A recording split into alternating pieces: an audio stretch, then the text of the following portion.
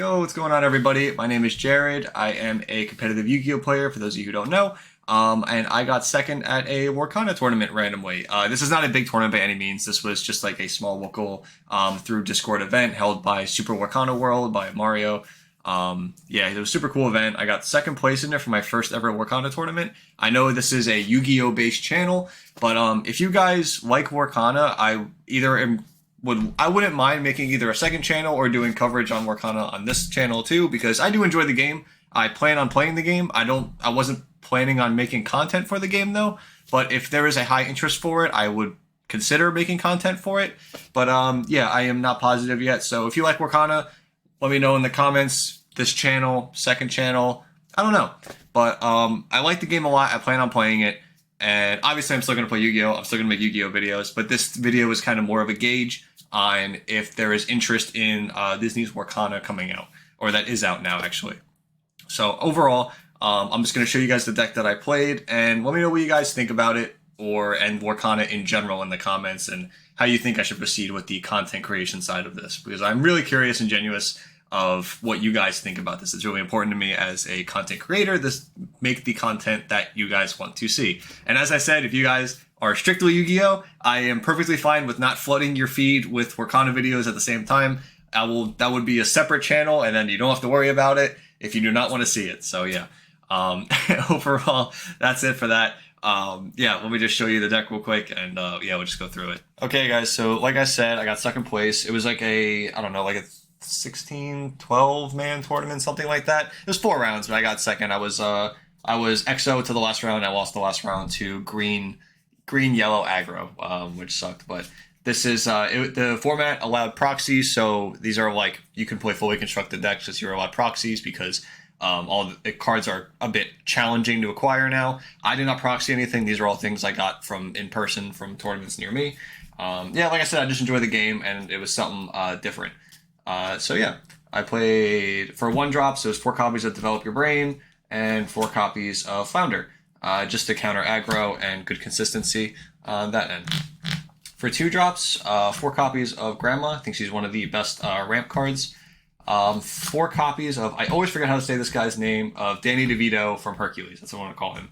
But he is good for countering the Bodyguard Simba in gold. That was why he was in here. I don't know. He's inkable too at the worst case, and he has support, which isn't too bad. He just loses to fire the cannons though, which is unfortunate. But again, it's for the Simba regardless, and usually that deck is not a steel deck. And then we also play 4 copies of Flynn Rider because this card is so good. Warring for getting 2 war as well as like making it annoying for them to attack it and then discard a card in their hand. Card advantage in this game is very few and far between and is very annoying to like keep up on because you have to constantly ink your cards and play a card to keep your tempo going well. So something like Flynn Rider can really throw a wrench into somebody's plans. Yeah, he's just really cool and annoying, and I like him for that. That's it for the 2 drops. For 3 drops, we have 3 copies of Detective Mickey. I actually kind of made this entire deck around Detective Mickey. And then, Detective Mickey also evolved into the Grandma. And I wanted those like ramp cards in the deck because I think that the ramp engine in the game can be very abused in this. Obviously, the game being so new, we're only in the first set. And this is my, first Yu-Gi-Oh! Brain kind of going into it. Being able to ramp going straight from 3 to 5. And then even with Grandma, you play it on 2, crash it on 3, and then you still go from 3 to 5. It's really, really strong. And I'll show you why it's really, really strong in a minute. But for the rest of the 3 drops, we also play 4 copies of Jasper to try to counter aggro a little bit. 2 copies of Mother Knows Best. You don't want to brick on it because it's non-inkable, and it's kind of annoying. 2 copies of Iago, giving things reckless is pretty strong, especially, again, for aggro. Cheshire Cat, this card did not perform amazingly, but it was still there. It was inkable. Like I said, inkable cards at the worst, they're just ink, so it's not a big deal. But being 2 war, it's really annoying and like poses a threat. It does lose to Smash though, which is kind of unfortunate. And then I played one more ramp card, which was Fishbone Quill. This was a 10th ramp card that I wanted, or I'm sorry, a 7th ramp card that I wanted. To be able to, oh my god, I cannot, I'm used to Yu-Gi-Oh numbers, a 9th ramp card that I wanted, because it was 4 copies of Mickey, 4 copies of Grandma, 1 copy of Fishbone. That's 9 ramp cards. I'm so used to Yu-Gi-Oh brain here. But yeah, I was to be able to see one of them in my turn, and then play it, ramp in the 5, and then we can go into our 5 power drops as soon as possible. That was kind of what the entire deck was built on.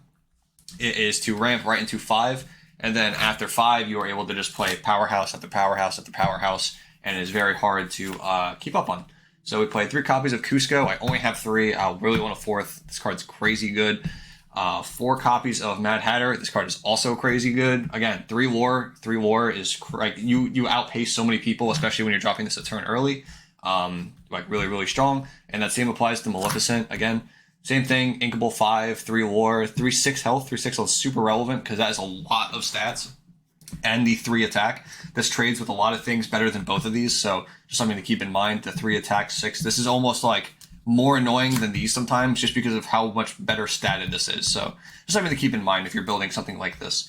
2 copies of Let It Go. This is inkable removal, but it's good for clearing things like the Stitch or any other issues that they could summon in it that's inkable. So I like inkable removal because you like at worst case if it's in a bad matchup you just like okay cool we'll just ink it, it's not a big deal. And then 2 Aurora. She was okay. She wasn't great. I just wanted another powerful 5-drop. I wish I had one more Maleficent as well, so I would play that instead.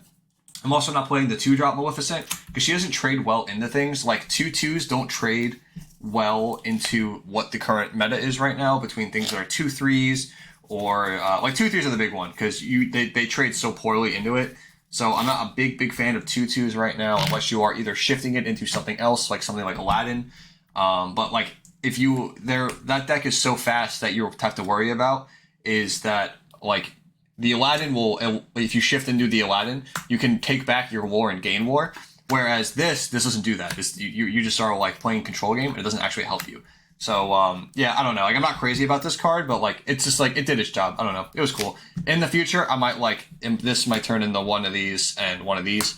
But for now, this 2 Aurora. Again, this is all I have right now. I didn't proxy anything, so that's it. For 5 drops.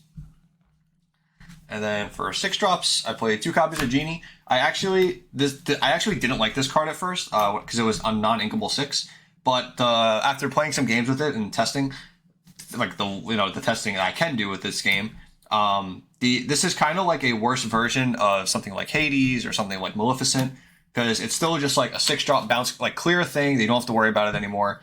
And then it being elusive in 2 is very annoying because like outing this is a pain in the ass. But at the same time, you could also like bounce back one of your own guys and heal it and then play it again later. And again, being evasive is super annoying. And 4 health because they can't just smash it. It's a pain to deal with. Really is a big pain to deal with. And then for like 6 drops to help control the board so that you don't just like if you get the 6, you can like help like not get completely aggroed was John Silver and 2 Mother Gothels. So again, like I said, you get to the aggro decks, they're going to be ahead of you in war most likely, and you kind of need to be able to slow them down. So things like John Silver and Mother Gothels being able to give them either Reckless or not being able to quest and force them to trade, really, really strong. And then to more Mufasa, again, very like generically good 3 lore, inkable 6, 4/6, like mid-range card against those mid-range matchups. I think he's pretty solid. Just a very well-statted creature with big lore numbers. And then for like more control-y matchups, I would say was 2 Robin Hood, being able to get that draw card in those games that are being prolonged by maybe steel cards or red cards like Dragonfire. Robin Hood's pretty solid if they're trying to like keep a hand advantage over you at least while you're like putting your cards down, because you play your cards very fast after once you get the 5 ink. And lastly, I only own 1 copy of Hades, and I played the 1 copy of Hades, and this card is so good. Being like in this game, being able to like play a card, remove a card, and threaten war in the following turn. So like cards like these are really good.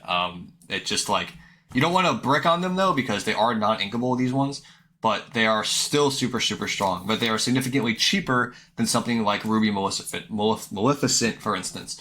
So yeah, I don't know. This is like very strong cards, and I like it a lot. This deck performed pretty well. Like I said, I would make changes to it. I'm only playing a lot of these ratios because I do not own other like copies. Like I only own 1 Hades. I would want to play more Hades. John Silver overperformed for me. I actually really like this card. I kind of want to play more of it because a lot of the times you can go like a lot of times what I was doing against like maybe some aggro decks was you go like Hatter on 5, and then like on 6 they do whatever, and then on your 6 you quest the Hatter. And then you John Silver Reckless one of their small guy, like maybe like a Lilo, and then the Lilo has to attack the Mad Hatter, and you get a free draw off that, which is super strong.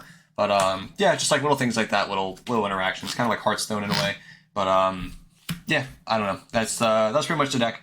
I hope you guys enjoyed. Try it out for yourself if you want to. I don't know. It's interesting. I don't see a lot of people playing Sapphire Emerald, so it's just something different, I suppose. And if you guys like Lorcana content and you like the card game and you want to see more videos on it, let me know. Or if you don't want to see Lorcana content anymore and you want this to be my last Lorcana video, let me know. I am completely okay with either. I'm going to be playing this game regardless, but it's completely, I'm going to leave it up to you guys if I make content on it, because I am not going to force shove you guys content if you're here just for Yu-Gi-Oh! I'm not that type of person. So overall, I hope you guys enjoyed this video. And yeah, like I said, remind me in the comments, and I will see you in the next one. Bye, guys.